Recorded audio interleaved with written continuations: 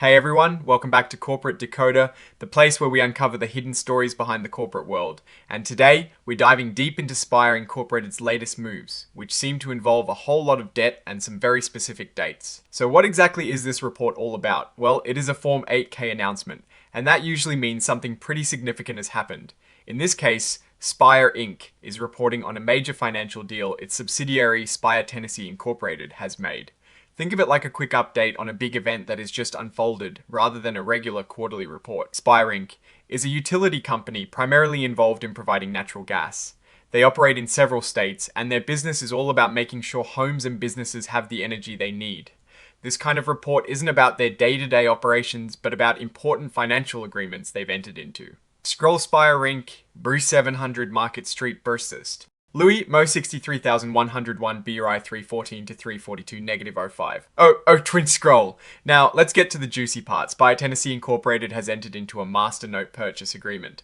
What does that really mean, essentially? They are planning to borrow a huge amount of money, specifically $825 million, by selling what they call senior notes.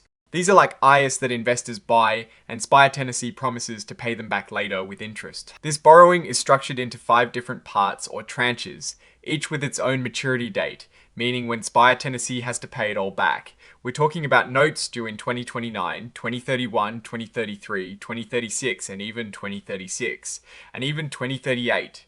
This is a long-term borrowing strategy, suggesting they need this capital for significant long-term investments or projects. The actual sale of these notes isn't happening right away. They've set an outside date of the 30th of June 2026 for the deal to be finalized, provided certain conditions are met.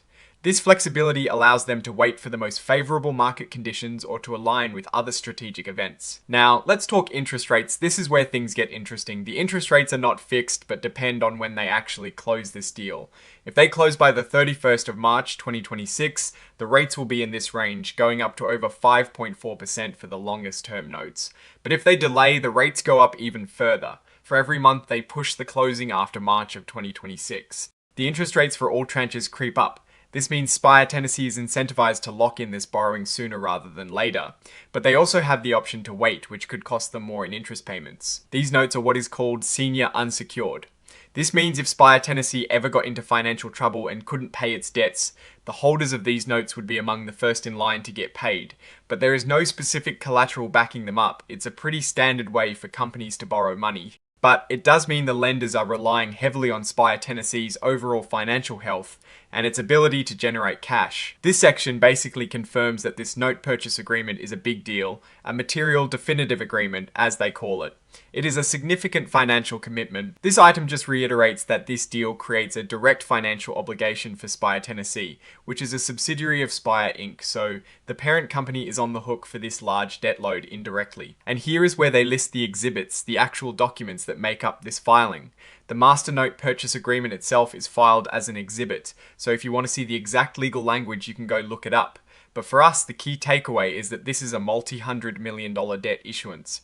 Now, what is the story here? SPIRE Inc., through its subsidiary, is raising a substantial amount of capital. This is not unusual for utility companies, which often have significant infrastructure needs like maintaining and expanding their gas networks. The fact that they are issuing these notes privately to institutional investors rather than through a public offering suggests a desire for speed, and perhaps less regulatory scrutiny initially. However, the increasing interest rates tied to the closing date indicate a potential urgency, or at least a careful financial dance. From a Warren Buffett perspective, we want to see how companies use borrowed money. Is it for productive assets that generate strong returns, or is it just to cover existing obligations or fund projects with uncertain futures? For SPIRE, we need to understand what these $825 million are intended for.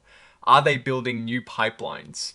Upgrading aging infrastructure, or perhaps acquiring another company? The success of this debt issuance hinges on their ability to deploy this capital effectively and ensure that the future earnings from these investments will comfortably cover the interest and principal payments over the next 15 years.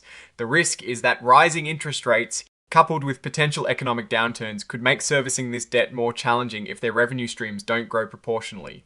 We will be watching to see how this debt impacts their future financial health and their ability to return value to shareholders. Alright, that is our breakdown of SPIRE Incorporated's latest filing. What is your take on these numbers and what they signal for the company's future?